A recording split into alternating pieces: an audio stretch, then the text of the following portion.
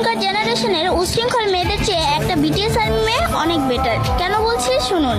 একটা আর্মি মেয়ে 5-7টা জাস্টফ্রেন্ড রাখে না।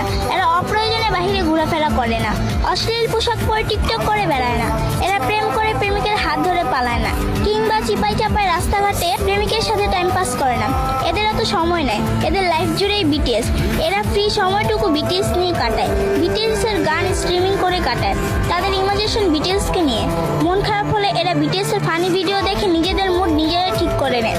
এরা অযথা স্টাইল করে বাহিরে ঘোরাফেরা করে না, ছেলেদের অ্যাটেনশন পিক করে না, এরা রুতুপুতু পছন্দ করে না, আর ওরকম ভাবে ছেলেদেরকে পাত্তাও দেয় না। এখন বলবেন তারা কি বিটিএস এর জন্য আজীবন সিঙ্গেল থাকবে? জি না, সময় হলে এরাও পরিবারের পছন্দ মতো ঠিকই বিয়ে করে নিবে, সে চিন্তা আপনাদেরকে করতে হবে না। আর বিয়ের পর ঠিকঠাকভাবে সংসারও গুছিয়ে করতে পারবে। আবার যার যার ক্যারিয়ার নিয়ে স্বপ্ন আছে তারা সেটাও পূরণ করতে পারবে। আরেকটা গুরুত্বপূর্ণ কথা, কোনো আর্মি কিন্তু বাস্তবিকভাবে ওদের বিয়ে করার স্বপ্ন দেখে না, তারা বাস্তবতা জানে এবং তা মেনে নিয়েছে।